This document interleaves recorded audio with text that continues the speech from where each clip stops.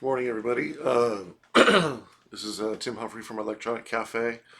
Um, it is a nice morning out. Getting my coffee.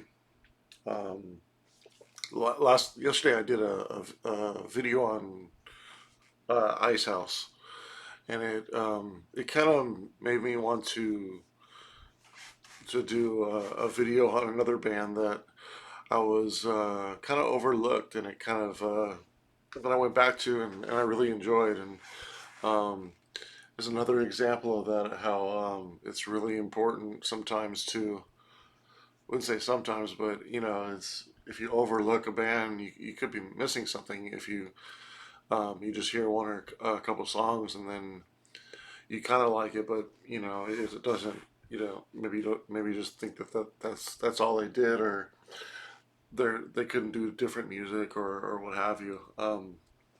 And you kind of miss out on a lot of music. And so another band like that today is actually wanted to talk about Simple Minds and show a little bit of my collection of it. I couldn't find all my items on them, but missing a couple things. But um, yeah, I just wanted to talk about my history with them. So I think it goes back to probably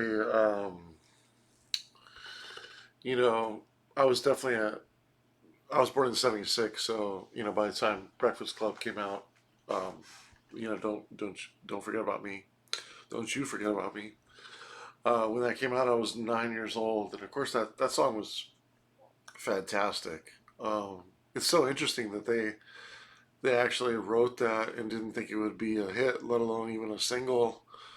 They just made it for the soundtrack, and it became probably the biggest, probably the might have been the biggest record of 1980s, maybe, especially in alternative music. As far as like impact, chart success, sales.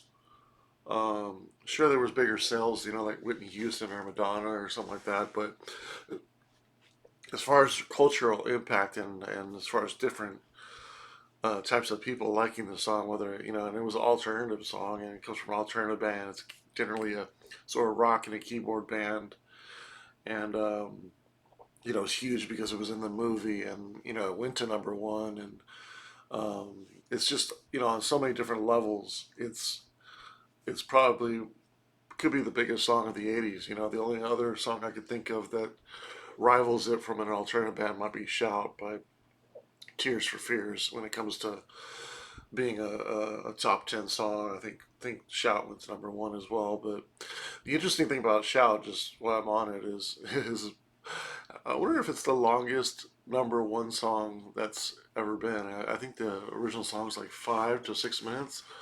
I wonder if Bohemian Rhapsody might be close to 5 minutes or a little bit over, but Shout might be the longest single that ever made it to number one. With the attention deficit of pop music in general, it's interesting to see that almost a 6 minute song became number one. Um, Usually like 3 or 4 minutes. So Simple Minds. So around that, Breakfast Club was huge when I was a kid. I was a huge Brat Pack um, fan. 16 Candles, Weird Science. Um, you know, Pretty in Pink. All those movies. Not really St. Elmo's Fire. I think for some reason that was a little bit of an adult movie. Um, in fact, I didn't see that in the '80s. Maybe I saw it in later, maybe the early '90s or something like that. But that was, I don't know. They considered that a backpack movie because it has most of the stars in it. But I don't know. That doesn't seem like a kids movie as much. I guess it's kind of them coming of age in a way. Pretty Pink might be a high school movie. 16 Candles might be junior high, sort of high school movie, and Breakfast Club's a high school movie. But maybe the other ones, St. Elmo's Fire might be a little bit more of like them going into college in a way because they're drinking and they're in bands, and it's a little bit more adult, I suppose, at the time. But I didn't see that one right away. But great movies, John Hughes movies. I mean, classic director, and he was really into Ferris Bueller's another one. He was really into alternative music at the time, which was a lot of new wave. The Smiths and Howard Jones, everything from Cabaret Voltaire to Roxy Music to Yellow to Simple Minds. There was so much good music, and he, there was nobody else who really. I can't think of any director that really has pinpointed a certain style of music and um, made it so aligned with movies and the music at the time and good music too, not just like pop music like a Bodyguard soundtrack or something like that, but actually tied it to a genre that he liked, over multiple successful and classic teenage movies. I remember seeing Weird Science in the movie theater. Kind of a funny story. I was 10 when Weird Science came out, maybe 9, 85, 86, and my dad and my brother, my older brother, my dad took us to see Weird Science in a movie theater. That particular week, it was probably summer, in between, maybe I don't know, fourth and fifth grade or something like that, and I think my mom was away, or maybe my dad just wanted to uh, probably what it was. My dad just wanted to have some time with us, and it was a really cool week. We went to like three different amusement parks that week. We went to Universal Studios, went to Knott's Berry Farm. I think saw the A Team, like the car, and I think Back to the Future was just out in '85, so that car was there. And we also went to, I think, Magic Mountain. It was all in Southern California where I grew up, and I think we probably even went to Disneyland. But I can remember I went to at least three, if not all four, amusement parks. But I remember the Jaws ride in Universal Studios, and I remember it was Conan the Barbarian was one of the shows, maybe King Kong and stuff like that. But really memorable trip. There was one night we stayed in this really bad motel, and it was something my dad used to laugh at. It was we actually found um, a roach at this hotel, and it's funny because LA is kind of like New York in the 70s and 80s, where there's some parts of it that are really dingy, where now they're like, it was like on Ventura Boulevard, and Ventura, Ventura Boulevard, the hotel is right down the street from Universal Amphitheater. In fact, I used to drive by it when I worked on Ventura Boulevard in the late 90s, early 2000s, before I moved across country. And that hotel, I used to pass by the hotel all the time. And I used to go, oh man, it's a super expensive hotel now. And now, back then, it had roaches. But anyways, we stayed in that hotel that had a roach. I remember that. And I don't know if we asked for another room or just like, we're just here one night or whatever. And then I don't remember moving to hotels, but I do remember having that roach there. Anyways, long story short, we went to one of the nights we went to see. He took us to see a movie, and us being teenagers, and we picked the most, I don't know, different, maybe kids oriented, teenager oriented movie. So we saw Weird Science, and I'm sure you guys all seen Weird Science with Kelly LeBrock, and talking about a 10-year old being like, wow, like I'd probably never even seen a girl in a bathing suit at 10 years old, let alone see Weird Science. So that was memorable. And I think the movie was, it had to be PG-13. I don't think it was R, but PG-13 in the middle '80s, because that rating just came out probably, and just a couple years before that, I think PG-13 came out. PG-13 was probably like R rated now. Like it was kind of a big deal. Like, oh wow, you're going to PG-13 movie, you're only 10. But yeah, it was a great experience. Anyways, um, yeah. So Simple Minds. Long story short, um, I wanted to talk a little bit about them. So Don't You Forget About Me, great song. Alive and Kicking was also a big hit right around that time, and they were just megastars. And I mean, they were at that time they were bigger than U2, bigger than, I think, bigger than any alternative band that there was. And I heard Promised You a Miracle. They had some other hits. Um, I think Waterfront. I probably heard Waterfront on the time. I think my older sister, had a Simple Minds record or two. But my brother got uh, Once Upon a Time, the album that Don't You Forget About. I think he got it on cassette at the time in like '85, and Whenever me and my brother would play like board games or card games or something like that, we'd put on a cassette and listen to it nonstop, or we were playing some kind of game and we'd put on a cassette. Like I remember all the time we used to play Pet Shop Boys Please album when that came out. But around 85, 86, he was turning me on to a lot of music. I remember he was playing like Talking Heads and Bauhaus and um, um, so I think even Robert Palmer and Riptide. That was a good album. I mean, me to get that album. There's some early Robert Palmer that's surprisingly good. And people kind of not think of he's just a, a those two big songs he had, but he had a lot of kind of alternative songs in the late '70s and early '80s, but some good stuff. But we used to listen to that album all the time, and there's a lot of great songs on that album. And then around '87, my sister got the live in the City of Lights, the double live album, which I have here, and that particular album really was a great live album. And as the years have grown on, it's probably, I think, probably one of the best live albums I've ever heard. Regardless of band or genre or what have you, it's just a amazing snapshot of them at their height.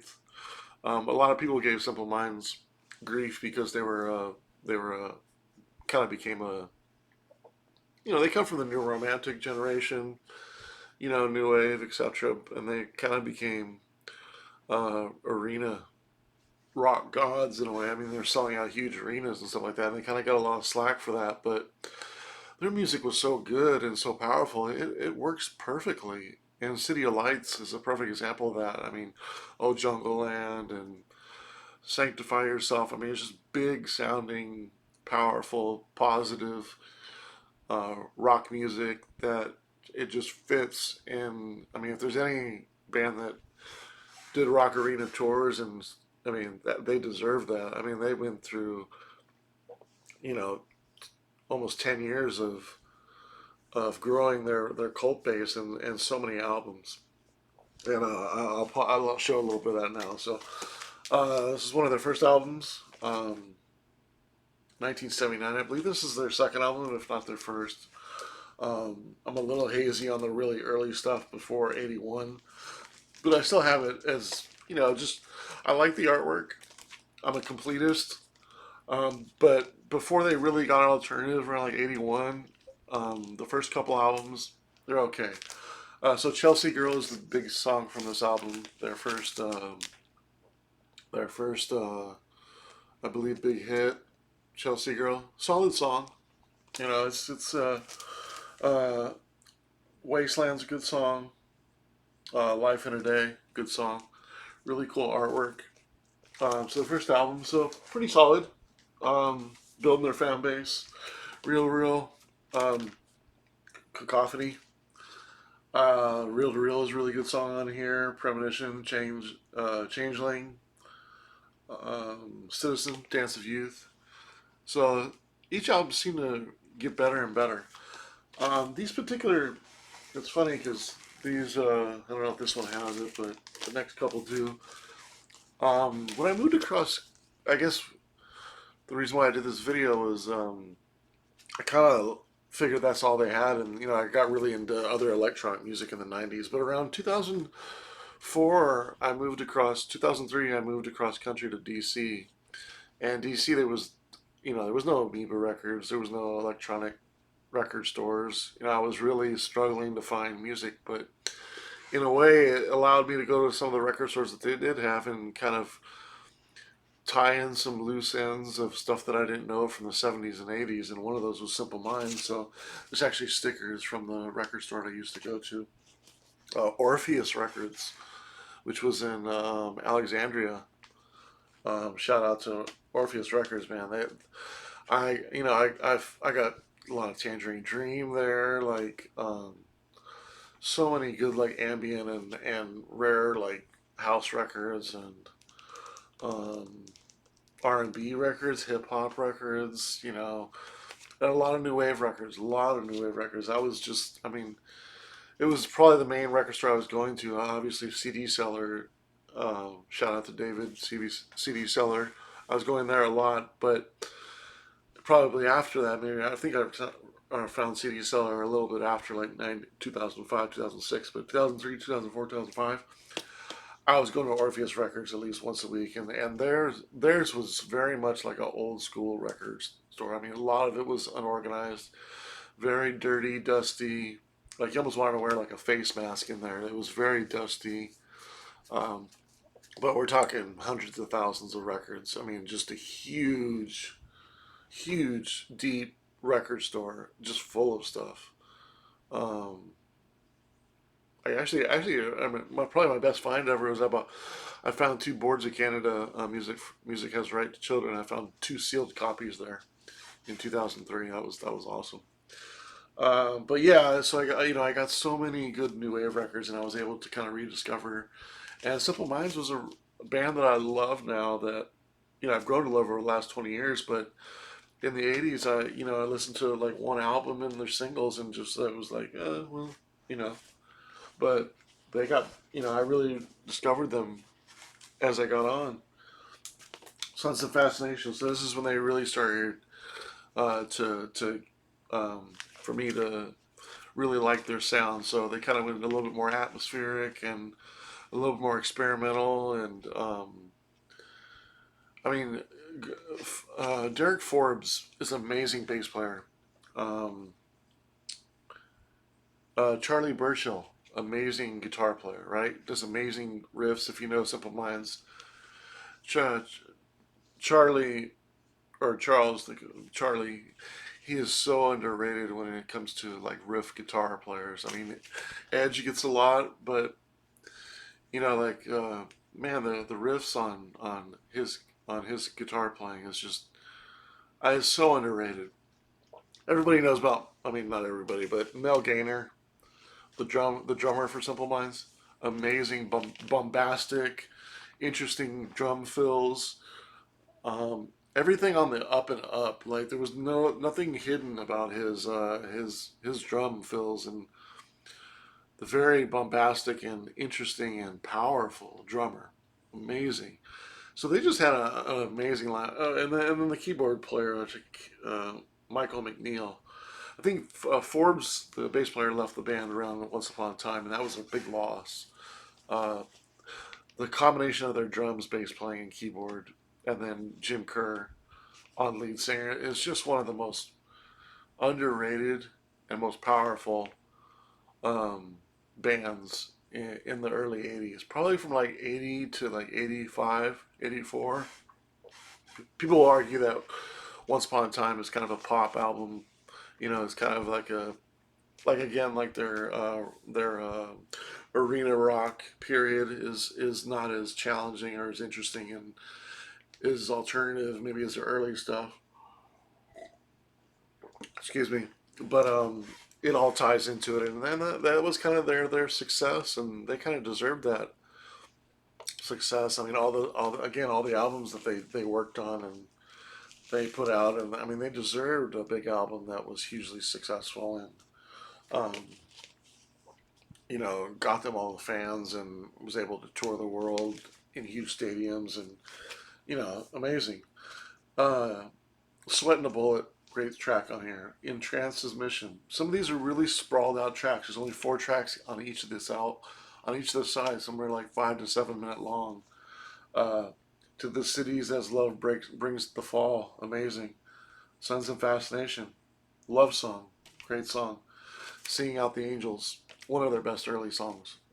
If you know that song, just an amazing album. Sons of Fascination. So this is probably their first really good album. And then you have, I believe this is kind of a compilation, so a celebration, which has a lot of their early stuff. Life of a Day, Chelsea Girl, uh, I Travel, another really great one, really powerful. Almost, in a way, almost sounds like Ultravox. Um, Ultravox Thin Wall. It kind of has that really powerful electronic energy. When you think of late 70s electronic bands, you think of, I mean, this is before Depeche Mode, so we're talking before like 81. Um, almost actually even before New Order. You're talking about Human League, Japan, Ultravox, Simple Minds, and of course Gary Newman.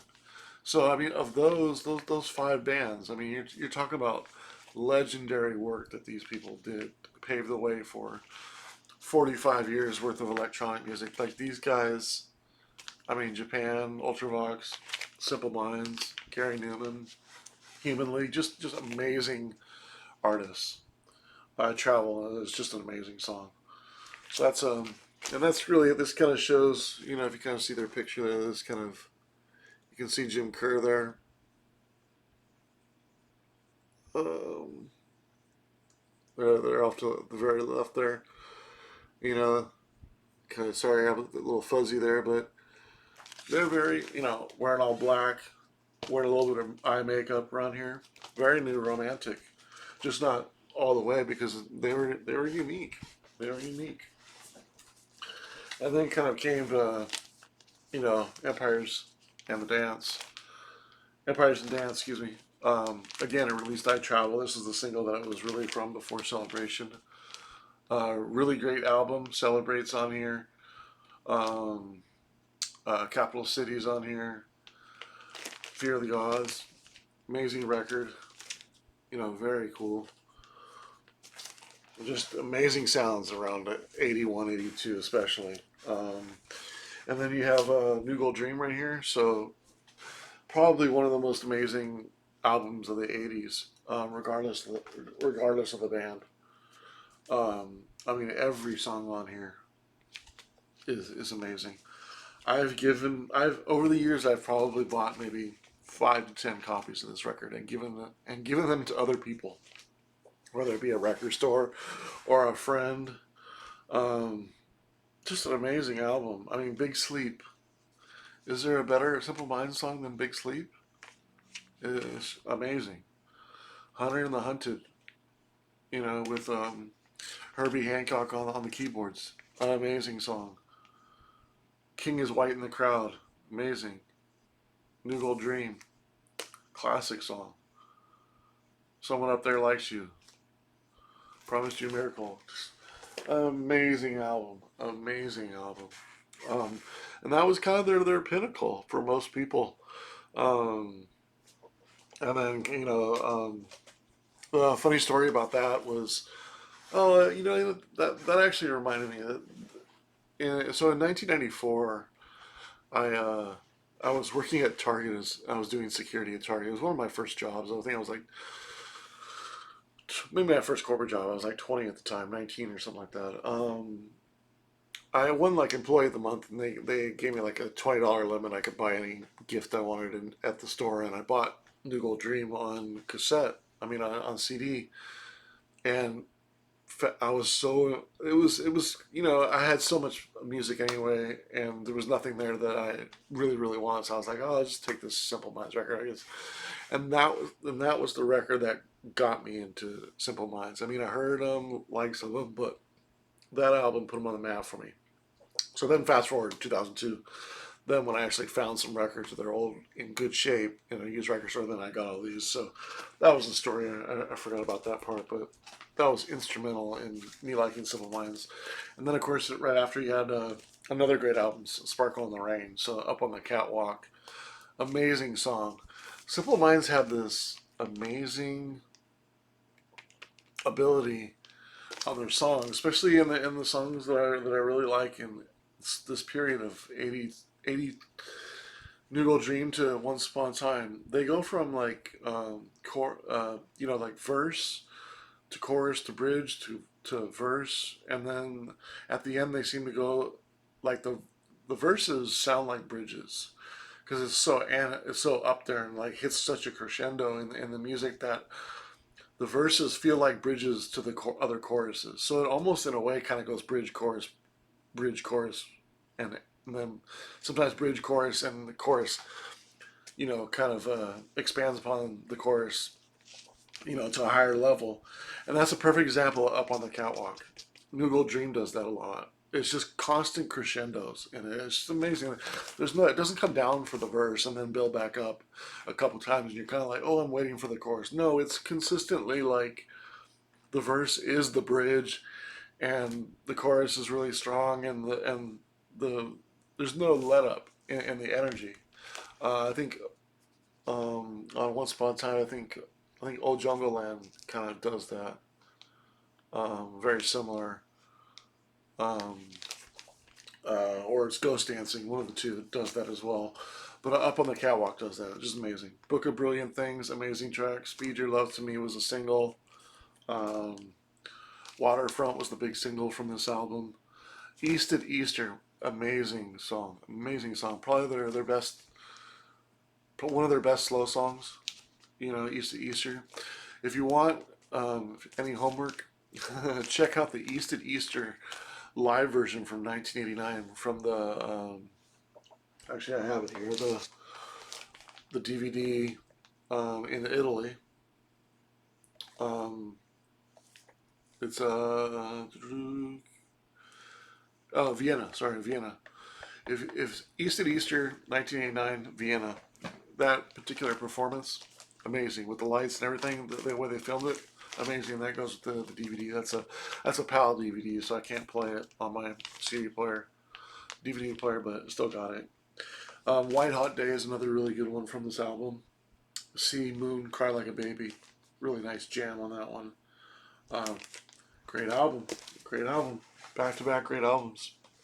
And then you have the single Waterfront, Hunter and Hunted on the B side, mint version right here. I had to get it. And then of course, don't you forget about me. Next single. Um, the reason why I bought it though is not because of don't the single. This is the long version, right? For those that know, a brass band in African chimes. About a 9.5 minute track. The first 2 minutes kind of lulls you, and then the next like 6 minutes, 5 minutes is just amazing instrumental track that is just beautiful, and that just kind of goes to the reason why people like Simple Minds, even though they had such great success still on the underground. Still, they're pointed out as one of the best for those times. Is their amazing instrumentals and B sides. Theme for Great Cities, Hunter and Hunter is kind of an example of that. This track, um, Theme for Great Cities. I already said that one. The other track I said. Um, oh jeez. Anyways, there's quite a few B sides that they have that are really great. I think I got one coming up. But it's the B side to Promised You a Miracle, whoever that one is. So great album. The B side, great. And then here's this. Here's the live album, double live album in the City of Light. This is actually, it's funny. This is the second video in a row I've had one of my sister's old records that I stole from her from when I was a kid. So this came out when I was 11 years old. This is still her copy. Great album. Great album. Really captures all their big songs. And I think that's probably another reason why I got a lot of slack is because this pretty much only has tracks from like 82 to like, at that time, 86. So, it kind of misses a lot of the early stuff and really kind of solidifies them as kind of that rock band, right? That arena rock band I was talking about.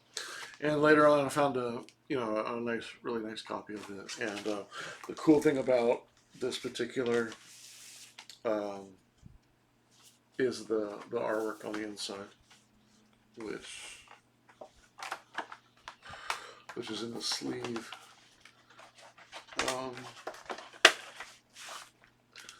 And this really gave you a nice visual of the concert at the time. Look at this. Look at this stage. I can't remember which stage this is, but I've seen other people there. I got Simple Minds on the other side there, right on the side of the stage, and people looking outside of their hotel or their rooms there, and being able to see the concert. How cool is that? I mean, a legendary concert. Very nice and intimate outside. I mean, what I wouldn't give to have been at this show. I mean, amazing. Just amazing. Really nice pictures of the city. Right, Pictures of the band. There's Derek Forbes by those little pipes there. Um, Jim Kerr here. Looks like from the Alive and Kicking video in a way. He's got the big same jacket on with the big shoulder pads. He got a lot of slack for his dressing around this time with the big shoulder pads and the floofy kind of long hair.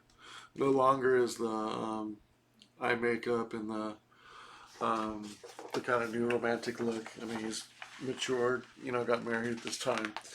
For those that don't know, he's married to Chrissy Hynde from Pretenders, but I think they broke up, a few years later. And there's Jim Kerr with his long hair, right there, right? But Robin Clark, amazing background singer. Here's them on stage. So, I mean, great picture here.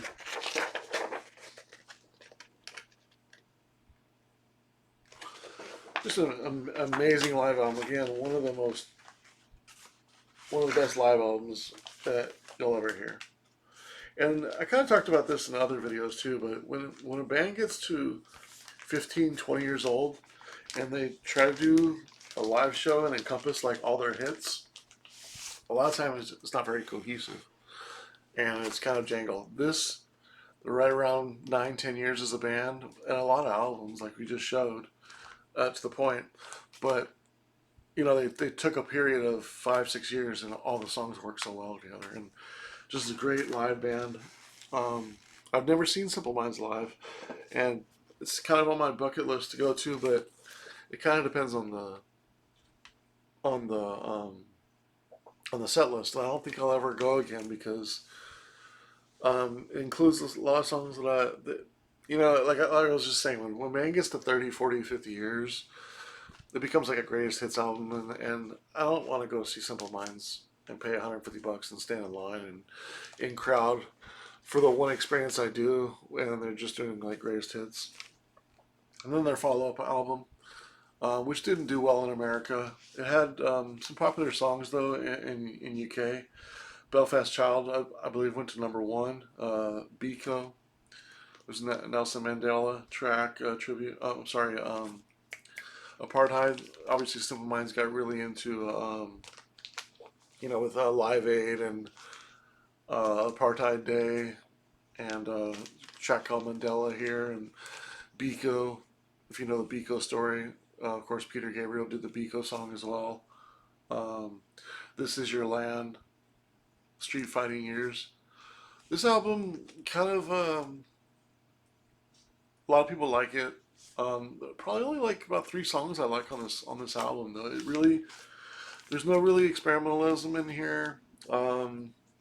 Maybe too message oriented. Not enough melodics. Derek Forbes was gone. No bass player, no bass lines like he did. And I don't even think Mel Gaynor was the drummer. I think he might have left after the tour of this, which was the Venice DVD. But kind of lost a little bit of their direction here, and this album really killed them stateside. They had so much success after Once Upon a Time, and don't forget about such trajectory. And this album just didn't come through. I don't think none of these tracks made the top 40. In fact, I don't think the album even made the top 40 in America.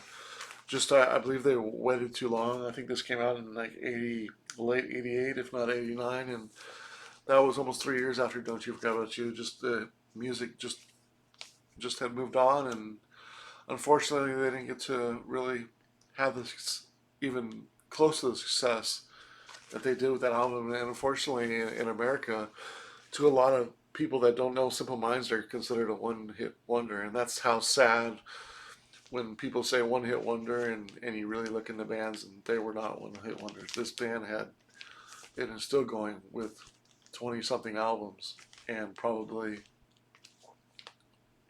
30 to 40 top 40 songs in UK. So not a one-hit wonder at all. But a little bit of a disappointing album on that. Disappointing follow-up on that. A few of the CDs I have. There's the No Gold Dream that I bought it in 1994. This really put them on the map for me. Of course, I have Once Upon a Time on CD, and Sparkle in the Rain, of course, on CD as well. Couple. So I never. After the '80s, I didn't really check out any of their music. I have, besides one song called Dolphins, I think it came out in 2005. I haven't liked any of their albums per se, except this one. This came out in 2018. If you know the track Magic, the signal and the noise, walk between worlds, sense of discovery. This probably sounds the most like Once Upon a Time, and this kind of restarted their resurgence. Where they probably had about, I don't know, 7 or 8 albums after '94. Um, because they had a little bit of resurgence in '91 with Real Life. That album did fairly well. See the Lights was, I think, almost got in the top 40 in America, and that's a really good album. It's actually very underrated. And then they had a couple, hits in '93. The next album, I'm blanking on the name of that album, but it had a couple popular songs on that album. Ugh, always bugs me when I can't remember a song. But they were a little bit more rocky. I mean, grunge had happened in '91, and they were trying to change their image a little bit. Real Life was still a good electronic and kind of an adult album in a way, but the '94 album, I think She's a River is the single that I think that almost hit top 40 in America, and that was sort of like, oh, Simple Minds is back, and then they kind of weren't really back, and all their albums through the '90s and 2000s and stuff didn't make any impact in America, let alone much in UK as far as I know.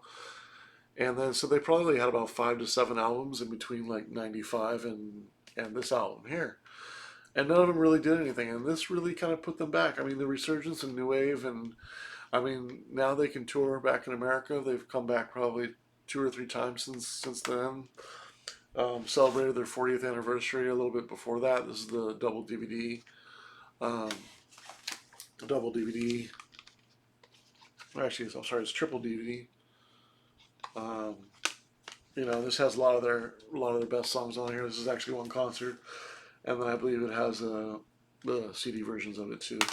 Um, so yeah, so that's Simple Minds, and I just over through the years I've found since you know being such a record digger and finding some.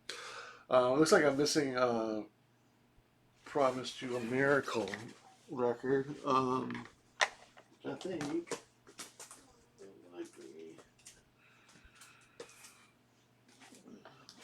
Yeah. Sorry. Sorry, I hate when I forget things, but yeah, here's the "Promised You a Miracle" single, and it has the instrumental "Singing Out the Angel." That was the other B side I was trying to think of. The instrumental version. Amazing. All right, so thanks for listening and checking out my Simple Minds video. I'd be curious to know what are your top 5 songs by Simple Minds and maybe your top 3 albums. And have you guys seen them live? And do you guys agree that Jim Kerr is a fantastic vocalist? And I just love the way he ad libs live. I've talked about this in other videos, I think, but there's some there's some lead singers that can get away with ad libbing and some can't. Some have to sound just like the album, which I'm okay with. Actually, I rather prefer that an artist I go see sounds like the album because that's what I've been listening to. A lot of other people like for them to be different than the album, and I actually like the opposite. I like it to sound as much like the album as possible, especially in the instrumentation and the keyboards, and that's a big reason why I haven't really liked Pet Shop Boys is because they're not using. I mean, I don't expect them to bring out a Fairlight and certain old old keyboards and stuff like that, but they seem to do old songs with new equipment, and it doesn't sound right for me. It doesn't have that analog kind of beefy, kind of textured sound, and I kind of miss that. But Simple Minds, going back to the vocalist Jim Kerr, is just he can ad lib and sing when he wants to in certain songs and do it differently, and it works. There's not too many artists that can do it as well as he does, and it works. I think of like David Gahan. He's very structured when he does it, but he can do that. But just not like to the crowd. And although David Gahan, I mean, he does to the crowd too in a different way. But Jim Kerr is just, I mean, he's so in touch with the crowd when he sings. It's just amazing. Anyways, thanks for checking out Electronic Cafe and the Simple Minds video. Have a good day.